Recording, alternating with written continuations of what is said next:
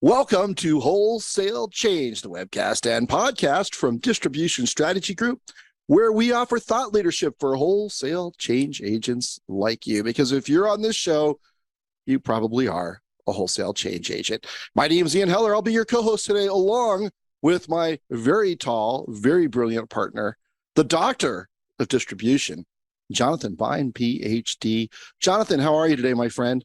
And Ian today keeps the doctor away. Yeah, that's actually an insult when it's put that way. Well, no. Because it's curative. You don't need the doctor if Ian is there. I thought you meant Ian a day keeps Dr. Bine away. Oh, okay. No, I didn't mean it that way. Oh, okay. All right. Well, before we get started, we have a wonderful guest today, but before we get started, we have to thank our marvelous sponsors, because without them, this show would literally not be possible. So today's episode of Wholesale Change is brought to you by Epicor. Are you finally ready to integrate all your business functions with an enterprise resource planning ERP system? Or maybe you're struggling with legacy computer systems that just aren't cutting it anymore. Your IT costs seem never ending. Your servers are at the end of their lifespan. Your systems don't talk to each other, and you can't get decent reporting to make informed business decisions. Does that sound like you? At Epicor, they get you and your unique distribution challenges. Epicor has been around for 50 years. Their ERP solutions were designed with distributors for distributors like you. Epicor for Distribution goes beyond standard ERPs to provide innovative, highly focused solutions that are made for and essential to your business. Learn more about how Epicor has helped thousands of wholesalers succeed by visiting epicor.com/distribution. So thank you, Epicor, for once again supporting the Wholesale Change Show. Our other sponsor today is Optimizely. Optimizely is on a mission to help people unlock their digital potential. With their leading digital experience e-commerce platform, they equip teams with the tools and insights they need to create and optimize in new and novel ways. Now, companies can operate with data-driven confidence to create hyper-personalized experiences. Building sophisticated solutions has never been simpler. Optimizely's 900-plus partners and 1,100-plus employees and offices around the globe are proud to help more than 9,000 brands, including Mayer Electric, Van Meter, and Shadler Yesco, enrich their customer lifetime value, increase revenue, and grow their brands. Learn more at Optimizely.com. Thank you, Optimizely. We've recommended them into a number of customers. Now it's my honor to welcome our special guest of the day. He's the CEO of the National Association of Wholesaler-Distributors, Mr. Eric Hoplin. Eric, how are you today? And thank you for coming. Ian, I am fantastic. It's a great day when you can hang out with the two of you, some of the best minds in distribution. So really glad to be here. Well, I appreciate you saying it's a great day to hang out with us, but we're the ones who are honored to have you on our show. I have for the podcast listeners, I have your slide up, the slide up about you that talks about your education and some of your career highlights, but it doesn't really go beyond your time at the NAW, and you got there fairly recently. Do you want to kind of walk us through your story from your educational background through your career? Oh, sure. I'm really focused on two things. What give a sense of my career. If you were to look back at my career, you might think it looks a bit schizophrenic. I've spent time in politics. I've spent time in national security, in banking and financial services, and now wholesale distribution. But the two common threads that pull through all of them is one, the thing that I think I was put on this planet to do is to take a set of ideas, build a strategy to go achieve those ideas, and then marshal together people, companies, organizations, to come together and mobilize them to go make that thing happen. And so I've done that throughout my career. And then the other part of it is I've always been focused on some of the big things that are happening in the nation. I want to be in the middle of the scrum, trying to make things happen. And so you think back about my time in politics is I cared about the issues and the direction of the country. And so I would marshal voters and grassroots volunteers and donors to help candidates. When I got into national security, as you mentioned on the slide there, I have an MBA and also a master's degree in international relations. That was after 9/11. I wanted to find a way to give back to the country after those devastating attacks. And so I went into Booz Allen Hamilton, which is a great consulting firm. Oh, yeah. And I was actually on the wargaming team. And so it was really neat because I spent time at the Pentagon, CIA, and other places where oftentimes the government is siloed. And so my role was to bring all of the leaders across the different parts of government and figure out how can we come together, bring all those resources to make big things happen. I did something similar in the financial services industry after the 2008 financial crisis. Capitalism was on its back, and they needed help finding the way forward. And so I was part of a trade association, a leadership team there, working with the CEOs of the largest financial services firm. And then the pandemic hit. And here on the lips of every American was the word distribution, as they were talking about distributing the vaccine, and everyone was talking about the supply chain as there were challenges getting basic goods at grocery stores, and so I came in at an opportune moment here to use those same skills and experience, hopefully, to set the distribution industry up for success long into the future. So that's the quick and easy overview of my career to date. Yeah, and when we were at the NAW meeting recently with you, and thank you for including us, we had a tour of the Washington Monument and heard a little bit about what you're doing for the National Mall. So in just a minute or so, can you sort of sum up the work that you're doing there? Because it's really important, and it's national, even though it's in D.C. Well, hopefully most folks know that in the 250th anniversary of the country is coming up in 2026. I have the honor of being on the board of a group that's called the Trust for the National Mall. And we have about 33 million people that come and visit what we call America's front yard every year. And as we get ready for the 250th anniversary, there's so many projects that we're doing to make sure that we're ready to celebrate that important milestone. And there's a lot of them on the mall that reminds us of our shared history, that reminds us of the great moments and the great movements, things that have happened on that mall as the country constantly strives to become a more perfect union. So in the next couple of years, you might see some construction happening at various places as we make sure we get it all ready for the big birthday party coming up in 2026. It's fantastic. And the amount of work you guys are doing and the fundraising is really impressive. So thank you for doing that on behalf of our country. No, good. It's a privilege and an honor, that's for sure. Well, it was special to go to the National Monument with you. We really, really appreciated that experience. Yeah. Thank you. You're welcome. Yeah. So Eric, you followed Dirk Van Dongen into the NAW. He'd been there for a long, long time, and you have your own ideas and energy that you're bringing to the organization. Maybe tell us a little bit about the mission of the NAW, its place among associations that serve the distribution industry, what it's done historically, and where you want to take it. Oh, thanks, Ian, for that question. I was really honored to succeed Dirk, who had been in the role for 41 years. And, NAW is considered one of the premier trade associations in the nation. We have the honor of representing distribution companies across all lines of trade. And our members account overall for about 1/3 of the American economy. So we play a really important role. We have membership in two ways. One is companies can directly be members of the organization, but also, as you referenced, Ian, there are a number of trade associations focused in the various lines of trade throughout distribution. They are our members as well. And so as a result, we serve kind of as an umbrella organization to be able to take a look at all things related to distribution. Our goal is really simple. Our mission is this, is we want to help distribution companies, the most innovative and forward-looking in the nation. We want to help them succeed. And to do that, we do a number of things. First is most of our companies, they don't care all about politics. They want to put their heads down and run their businesses and serve their customers. And so we protect them in Washington. There's a lot of people here who don't really understand how business works and how maybe a good idea thought up in the corridors of power really has maybe negative consequences for employees and economic productivity. And so we help tell that story and hopefully guide rules and regulations and laws in a positive way so the industry can continue to thrive. But beyond that, we focus a lot on thought leadership.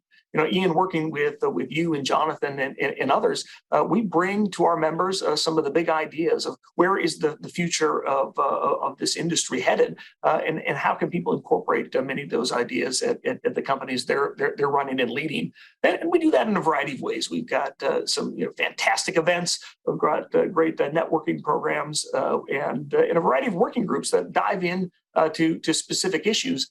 We are about to launch what we're calling our digital warehouse, where our members are going to have access to the best information, the best data, the best research, the best videos, the best webinars, everything that are going to tackle some of the primary challenges that they're facing as they're running their business. But the other thing we're doing that I think is special and unique among a trade association is we have the ability to harness the power of an industry when it comes together.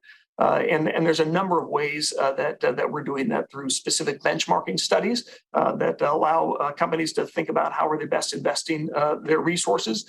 We've got a number of our companies are plagued by cybersecurity challenges. And so bringing together the CIOs and others that are sharing threat intelligence and great information. We've got companies that are looking to share some of their operations capacity. Somebody might have some extra warehouse capacity. Someone needs more. So bringing them together in a non-competitive way to be able to help each other. So there's a variety of ways, Ian, that NAW is bringing the industry together to do things that companies just can't do on their own. And it's best done together as an industry. And we do that through NAW. Yeah, I think one of the best examples, and the one that is one of the many services that I hear good feedback about, are the roundtables. And if you're running $1 billion company in distribution, you can sit around the table with other CEOs that run $1 billion companies, and you have a unique set of shared experiences that nobody else can really appreciate, right? And they rave about the what they learned from those experiences. I'm sure you've heard the same thing. Oh, absolutely. In fact, oh, go ahead, Jonathan. I'm sorry. But also, I mean, it's not just $1 billion, right? I mean, if you're a right. $100 to $500 million distributor, you can sit with your common size cohorts and share ideas. Back to you, Eric.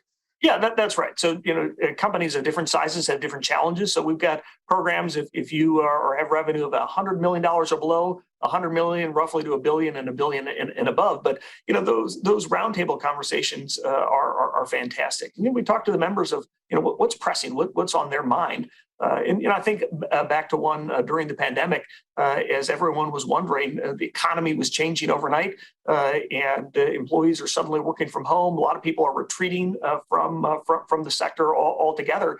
And billion-dollar CEOs were trying to figure out, well, how can I staff these enormous enterprises that we have and the like? So we brought in Korn Ferry, their head of the distribution practice, did a lot of studying across not only distribution but manufacturing and others to figure out were these short-term trends or might some of this have a long-term implication on our workforce? Brought our CEOs together, had time with that data with that leader from Korn Ferry, and then they all shared their experiences of what they were trying to retain and gain talent. What new technologies they were deploying to be able to accommodate some of the workforce shortages, and so we had those similar conversations at the $100 million level and below as well. So that's an example of give you 100 where big challenges are confronting our leaders, and they come to us to figure out using their peers or using some world-class experts that we've got access to help them think through what are the best strategies to mitigate those challenges and make sure that their company is positioned for success.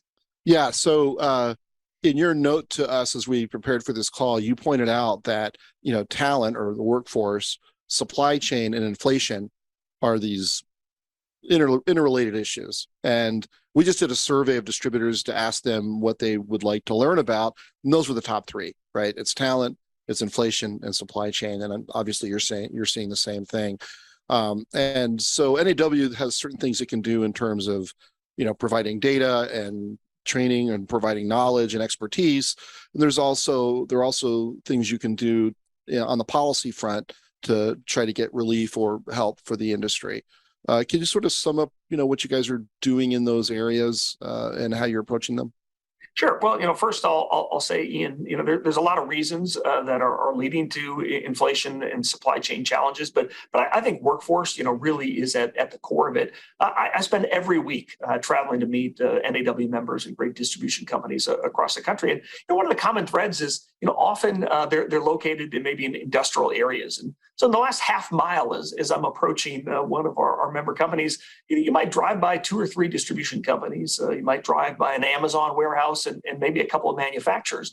And what's happening is our members, they pay great wages. They have incredible benefits. And you think about a lot of these workforces, oftentimes they're generational. You have multi-generations have built their careers at these great companies. But what's happening now is as wages are going up, that manufacturer across the street suddenly offers $1 extra, and then Amazon will top that, and they'll pay for your kids' education. So people are hopping over to Amazon, and then another distribution company will have a sign-on bonus if you'll come over, and we'll match all some of those benefits, and then for our members to top that, then we got to do the same. And so there's a cycle that's happening in every sector of America, and as a result, it's good temporarily for some of the folks that are earning a higher wage, but already the average wage in distribution is about $29 for a non-supervisory wage, and so we're paying great wages, we're paying great benefits already, and so the cost of that. Not just the folks that are handling the material, but the truck drivers and the like, is now all being baked into the cost of the goods that they're moving, and so that's one of the major contributors and drivers to what's happening with inflation now. So Ian, to your question about, well, how is NAW helping with that? It's a complex challenge, and so we're doing it in a number of ways. The first is through data. We just released a benchmarking study that's focused on compensation, so our members can have a real sense of, across all levels of distribution, not just in the warehouse, what are the wages and benefits looking like, depending on the size of the company you're at, so you can have a good sense of how you're positioned against your competitors, both to help you retain talent and acquire talent.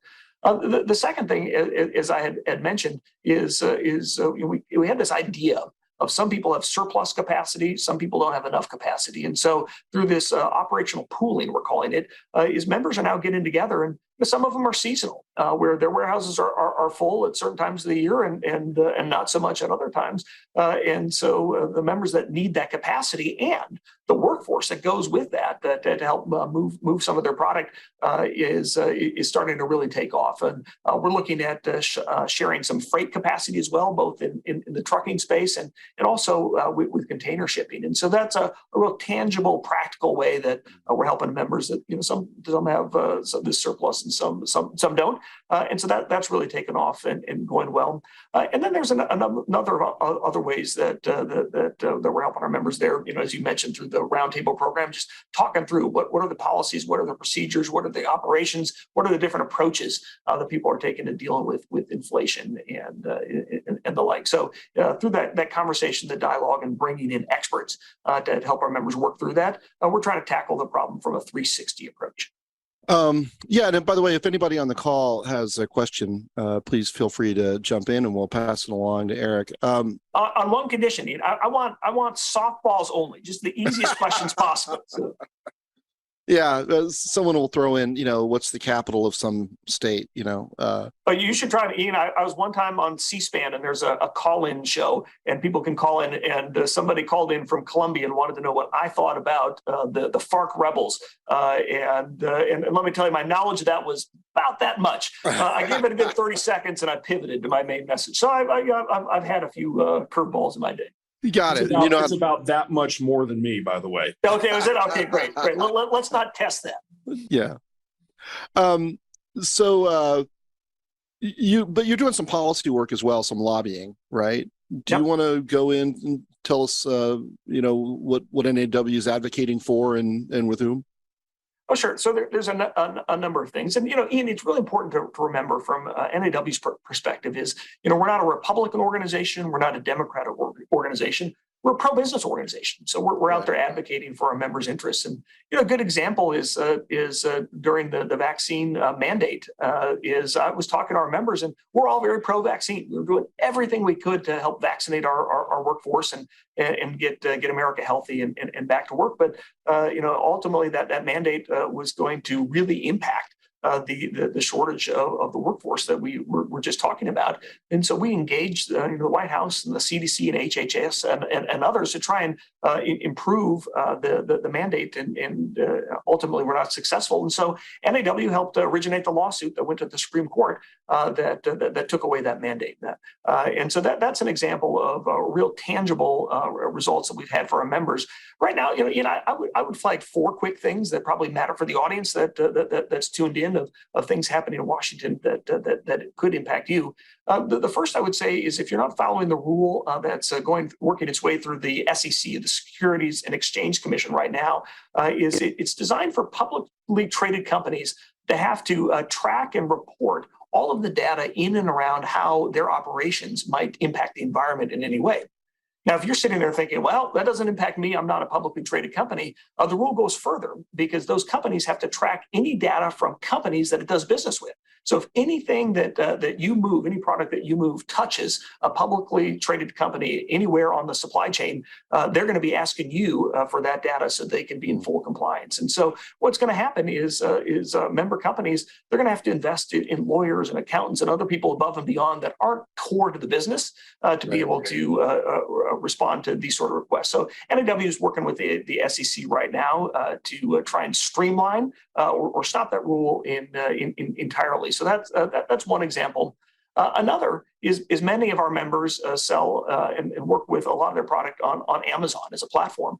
But one of the challenges we've seen over the last several years is oftentimes they'll have a product that's selling really well, and in a couple of months, a very similar product, which is made and produced by Amazon, shows up, is often higher in the search results, is often, regardless of the price that they put it at, is priced lower, and so their sales plummet and Amazon's sales go up, and we just don't think that's fair. Is to be able to take all of the data of our product, what's selling, and then manufacture something and then put it on that marketplace. And so Senator Klobuchar, a Democrat from Minnesota, along with Senator Grassley in Iowa, a Republican there, have co-sponsored some legislation that would put a dividing line, an antitrust legislation. There's a dividing line between those two parts of Amazon's business, so they couldn't be sharing that data back and forth. It would make a more even playing field for our members who are using that platform. There's also something coming from the Department of Labor, the Wage and Hour Division. They have a proposal that says if you make $82,000 or less at any company in America, you can no longer be a salaried employee. You got to punch a time clock. You think about the thousands of employees across distribution that they're going to feel like they're taking a big step back in their career. Now, how many people are dedicating hour upon hour to take their career to the next level or help their country or their company succeed? Suddenly there's going to be disincentives for companies to pay you to work, and to say nothing of those who want to advance their career by going to a seminar, some training. Companies just aren't going to pay time and a half to put people on an airplane and send them to improve their skills. So there's a lot of downsides to that rule. And then the final thing I'll mention, Ian, is the government likes to spend a lot of money. And to spend money, they got to get it someplace. And there's a lot of bills out there that are tax our members, tax their suppliers, tax their customers, and so taxes are on the mind of a lot of folks right now, especially leading up to an election. And so NAW has done an extraordinary work over the course of the last year to stop those taxes.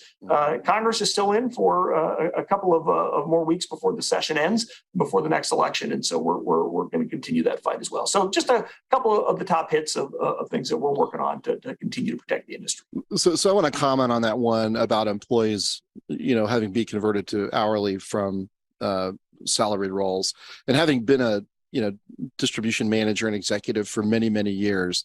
That's one of those well-intended pieces of legislation, because there are no doubt people out there who are taking advantage of someone's salaried status to have them work too many hours, but it's a tiny, tiny fraction of the whole, right?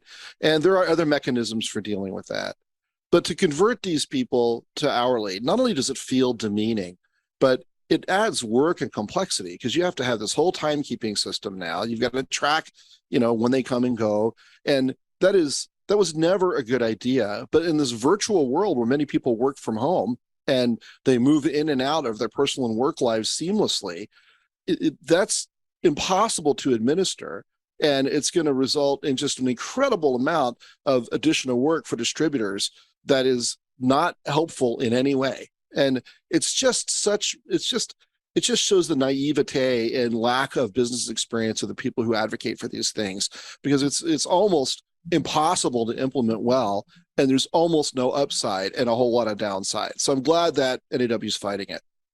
Well, and Ian, I think one of the things you said that are really important is, oftentimes the ideas are good ideas. There's a challenge that someone's identified, and let's go find a way to solve that challenge. But in so doing, not only are they going to solve that challenge, but now they're going to create 1,000 bigger challenges. And so if you don't really understand business, or you don't really understand the ramifications of what on its face is meant to do good, then you're going to have problems across, in our case, a large section of the economy, and that's our job, is to tell the story on behalf of the distribution industry, so that we get laws and rules and regulations that make sense. You're right, exactly right. Eric, let's return to the discussion of supply chain. Of course, it's the rage, not just in the NAW world, but all across the country. I think 8-year-olds know the term supply chain now. They do. What are you seeing that's happening? Where is it going? What do members need to do? Yeah, it's a great question. And we're seeing a number of things. So, for example, early in the pandemic, when a lot of our members, if they were sourcing things from China, suddenly the Chinese government put a stop on a lot of the shipments of things. And since then, with some of their severe COVID lockdowns, manufacturing and ports and other things, have been grinding to a halt at intermediate intervals. And so things are just backed up all over. So a lot of our members have been working to rebalance their supply chains internally, moving some things to Vietnam, Malaysia, and other places in Asia where it has to be sourced there. But also, I talked to a member just yesterday who's opened up new facilities in Brazil, so that what they're distributing can come up through the port of Houston, and moving as many things to America as possible, moving as many things to Canada and Mexico as well. So I think we're seeing a movement and a shift to the extent possible of the supply chain, but oftentimes those shifts come with expenses, and so that's one of the factors that I think that is likely contributing to inflation. But I'll tell you one interesting thing, Jonathan, that seems to be happening now is I've talked to a number of members who they shifted a lot of their activities outside of China, let's say to Vietnam, and now Chinese companies are buying those companies in Vietnam that they had shifted the supply chain to. And so while geographically it's been moved, and China is still ultimately controlling that. So I think that's going to be an interesting challenge that members are going to be working through for a long time. But ultimately, I think one of the best ways that I'm seeing that members are managing through the supply chain issues is through technology. Through artificial intelligence and predictive analytics and the like, really trying to get a great understanding or better understanding of where the product is, how quickly it's moving, and more importantly, what's on the demand side. What do their customers need, and when do they need it, and how can they most efficiently move that product through the supply chain to their customers. And so we're seeing much more automation. I think the pandemic has really accelerated that. As members are taking a step to what used to be the future, now in many cases is very common practice. So one of the things that Ian and I have seen in our consulting and just in talking to the industry is record profits for a lot of these distributors, right? And so there's this concern about, well, when is the dance or the party going to end, and what is that going to look like, right? We've got these record profits, but what's going to happen when the inflation slows down? What's going to happen when supply chain stabilizes? Do you have visibility or thoughts into that? Well, absolutely. But one thing I'll say first, Jonathan, is because a lot of distribution companies are having record profits, it's due primarily to the volume of what they're moving. But you hear in Washington and in some other quarters, well, if wholesalers would just lower their prices, then we could get inflation under wraps. But we've been working with Alan Bolio, who I'm sure many of our listeners are familiar with, who's been studying the economics of distribution for a long time. And the average margin for a distributor before the pandemic was 2%, and the average margin for a distributor after the pandemic is 2%. And so while things are costing more, it's not because distributors have decided, well, let's up these margins and roll into good times. It's because demand is so much higher, and they're moving more volume through, more product through. But there's no evidence whatsoever of any sort of profit gouging or anything of that nature. In fact, I'll say I'm talking to a number of members now that we're through the second quarter. And one of the things that they're doing is they're giving back to their employees. They know their frontline employees making under $80,000 in a couple of cases. They're struggling at the grocery store and at the gas pump, just like everybody else. And so while they normally would do merit increases once a year, I'm hearing from a number of companies that are now doing it twice a year. And so they're raising wages for those people at $80,000 or below now midway through the year, and are planning to do the normal cycle because they want to help them to be able to thrive and survive in this economy. So as you look at supply chain, we're staring a recession in the face. As you know, in distribution, cash is king. And so I think a lot of members are going to be looking to make sure that their balance sheets are strong, and to the extent they can to weatherproof their businesses now while the economy has been doing well and while distribution is doing well. So there's a number of things I think members are doing, the steps they're taking now to prepare for that. But demand's going to come down. Oftentimes I heard from a number of our companies, they would plan for maybe a 2 or 3% increase. Through the pandemic, they were seeing 15 or 20% increases. That can't be sustained forever. And so when we see a slackening off, it's probably going to be returning more to a new normal, probably elevated above pre-pandemic, but we're not going to see growth like we've seen like that. It was just it was distorted and probably artificial as a result of the pandemic, and frankly, so much money that was being shoveled into the economy coming out of Washington. I wonder if there's going to be an inventory overhang. Yeah, I would say, Jonathan, it probably depends on what part of the economy you're in.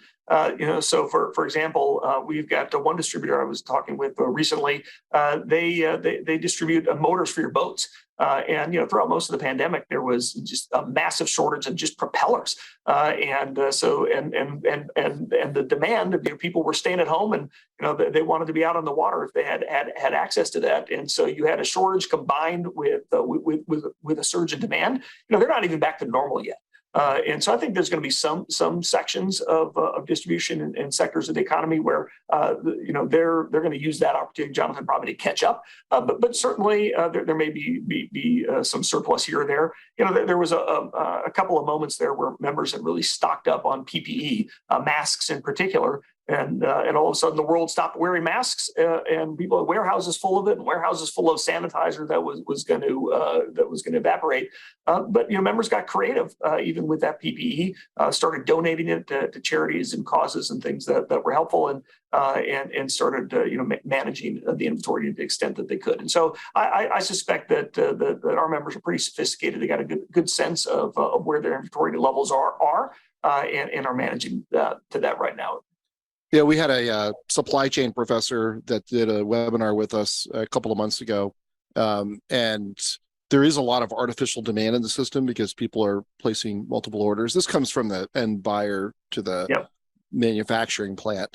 And we do think it's important that distributors keep an eye on that demand pattern because, there's a potential cash flow issue if all those orders get fulfilled in a short period of time.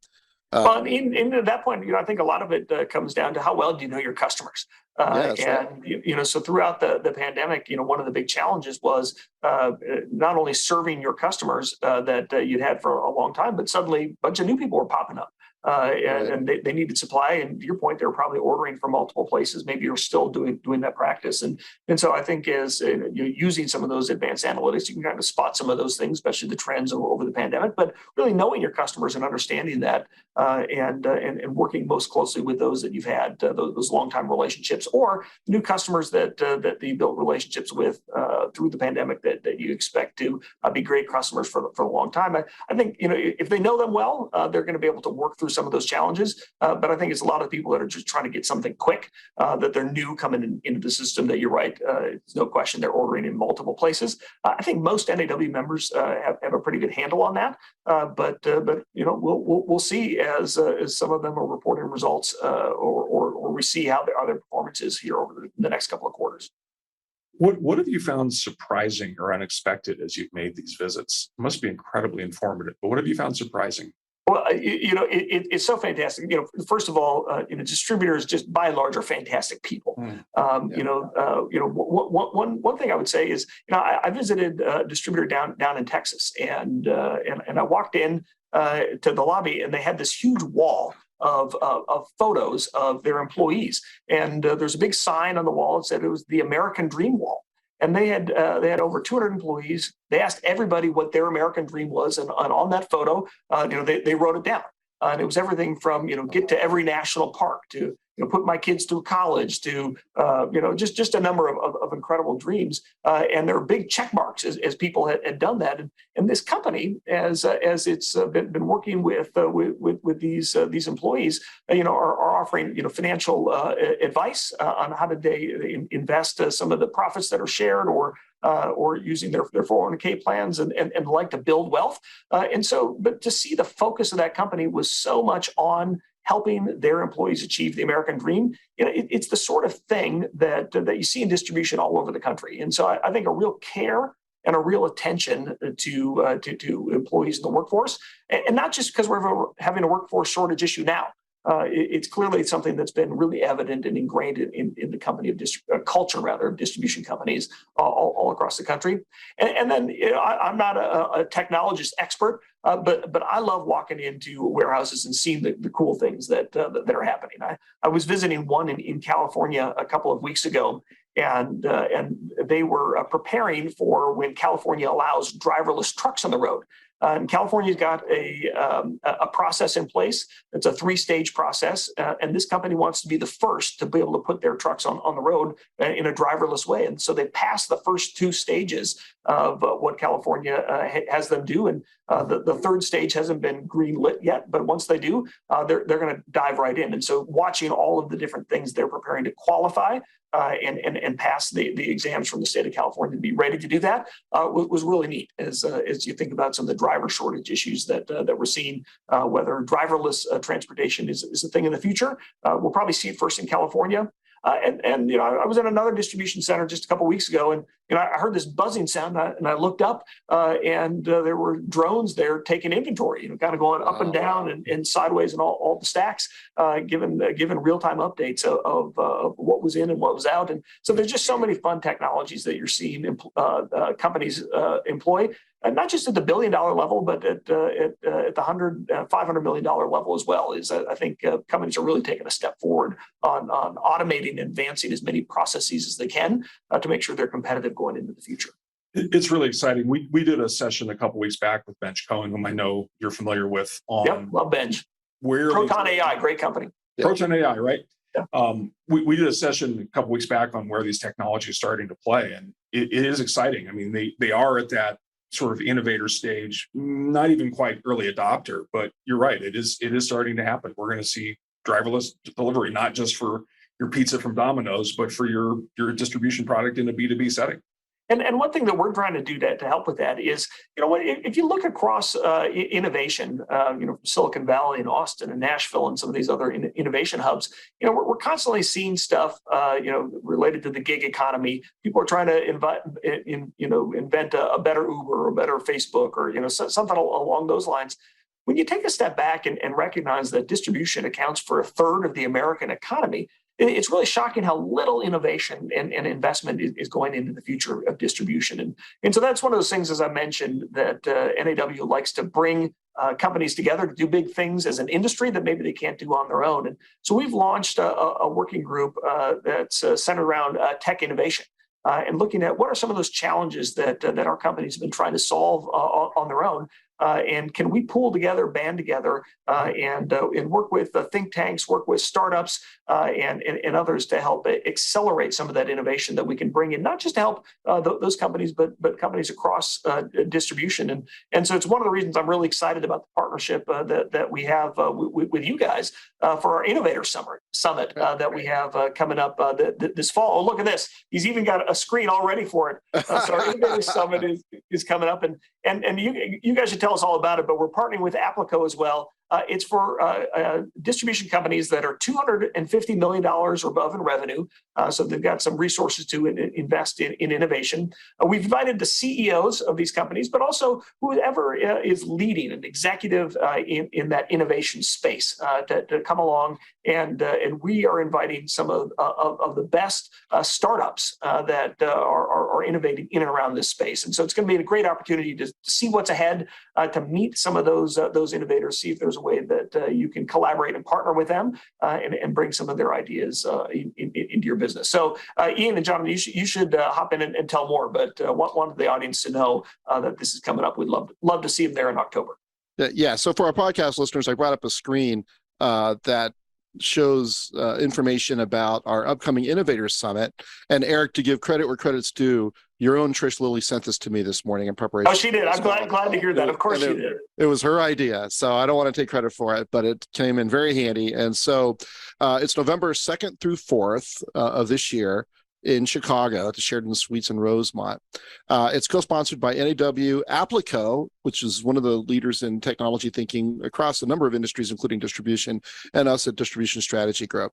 And so, as Eric said, it's for the leadership, the thought leaders of distributors of $250 million and above.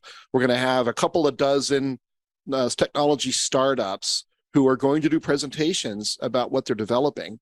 Right. And there's an opportunity for distributors to schedule one-on-one meetings with these technology companies at the event. Now, if you've ever been to some kind of, VC startup event in Silicon Valley, this is structured very similarly, but distributors have not been involved in developing this kind of innovation and getting this direct exposure to these fantastic technologies. I've been to one of those. It's absolutely fascinating to see what these people are doing. It's mind-blowing. And if you have any interest in where the future of technology is going and how your company can benefit from it, then we strongly encourage you to attend the Innovators Summit. You can reach out to me and I'll send you some information. There is a landing page on NAW about it now. But we're delighted to partner with you on this, Eric. I don't know if you want to add anything to that description. The only thing I would add is I've done summits like this in the past with past groups I've worked with, and what you're going to come away with is really a sense of the future, but beyond that is you're going to come away with real tangible partnerships and avenues to bring that innovation that you've been thinking about and you've been looking for to bring to your company. And that's what we do at NAW, working with great partners like Distribution Strategy Group and Applico. So I think it's going to be fantastic. I mentioned October. You're right. It's in November, starting the 2nd November. And so love to see everybody there. What I would add is that if we look at this discussion today, talking about talent management, supply chain, et cetera, the use of automation is actually part of the key to dealing with the talent shortage. Absolutely. I mean, if you can get more automation in the warehouse, you can get more automation between the warehouse and the customer. That's part of how we respond to the talent shortage. And it's automation, but beyond that is a number of companies that are sitting listening today, and a lot of NAW members are thinking about is expanding their footprint as they're thinking about how do we expand, how do we increase our warehouse capacity, is as they're thinking about that future for that digital automation. Warehouses are being designed differently than they were 5-10 years ago to be able to accommodate that. And so, it factors in as you back up from I've got workforce issues to I want to make sure I'm automating, then it goes into your planning for your building. It goes in your planning for the property that you need. And so it affects so many decisions that throughout the business. So a lot of things are changing. There's a lot of variables, a lot of factors. And Jonathan, that's one of the reasons why a lot of our members tell us that, it's a competitive advantage to be a member of NAW because they can have those conversations with experts or with companies that have been there before, that have recently done this and can save them probably a lot of time, a lot of energy, and a couple of mistakes along the way. Do you have time for one more question, Eric, before we wrap Sure, up? let's do it. Okay. So you mentioned this earlier when you visit distributors. Distributors are great employers. Mhm. Distribution jobs are great jobs. And as you mentioned, it's almost a third of GDP. So this is massive industry with great jobs and great companies to work for. And yet it doesn't have the visibility and awareness that it should have. And I know that's of concern to you and an opportunity as well, because I've heard you mention it before. What can distributors do, the people on this call and us at Distribution Strategy Group, your partners at NAW, what can we do to get the word out so that more people are aware of these jobs? And it would help our labor pool, but it also will serve those employees well because they'll be working for great companies.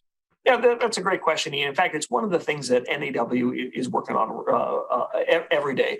We've got a campaign we call Distributors Deliver, so check that out. And what we're doing every day is we're telling the stories of distribution companies and the industry and all the things that they're doing to help the country. You know, we started initially with the response to the pandemic and what all of you were doing to protect your employees, but help make sure that food stayed on the shelves and medicine got where it needed to go and plastic shields showed up everywhere and hospitals had enough oxygen and sanitizer and masks. You know, everything that we did was being showcased. And as we now move through the supply chain challenges that we've been talking about and inflation and the like, how we're making sure that the American economy continues to move. There's so many incredible stories to tell. And so we're doing that through Distributors Deliver. And the reason why that's important, Ian, is because we want the country to know not only what this industry does, but we want the best talent in the world to come and work for distribution companies. And so they got to know who we are and why we matter.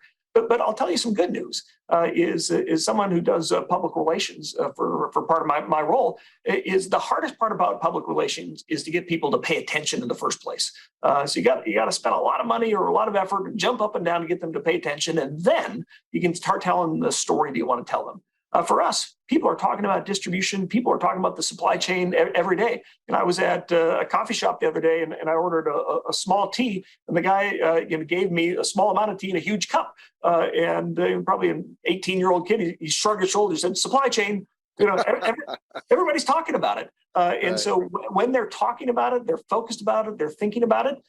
This is our moment to tell that story because they're paying attention. And if we do, we're going to attract those innovators who might want to go to Google. They want to come out and figure out, well, what's the great algorithm that's going to ensure that we're being most responsive to our customer needs? As we're looking for great marketing folks to be able to talk about our products and these companies working with the best HR professionals to figure out how do we build out our workforce. You know, across all aspects of business, people, their first thought is not to come to a distribution company very often. And so we're going to change that narrative. We're going to tell that story. And what I think it's going to do, Ian, is it's going to pay dividends for decades to come as we attract some of the best talent in America. So I'm really looking forward to helping lead the charge on that topic as well.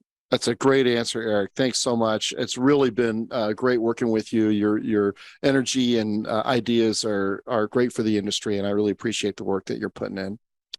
Well, you're welcome, and I really appreciate the invite. And for anyone, if this is your first time listening, you got to listen every single week because this is one of the best podcasts in America. I love it. Oh, thank you, Eric. That means a lot to us. So we will tell you about a couple of upcoming events quickly. On August 3rd, we're doing the real ROI of e-commerce for distributors. We have a different message on e-commerce than anybody else that I've heard. Isn't that fair, Jonathan? Absolutely. Right. And this is real analysis to figure out that even when a small amount of revenue is going through your shopping cart, e-commerce is actually driving a whole bunch of your revenue because people are spending a lot of time getting value and shopping on your site, even if they're not placing the order through the shopping cart. So you're not going to want to miss that. That's brought to you by Unilog. Then on August 17th, Jeff McClendon will be our host. That's brought to you by Epicor.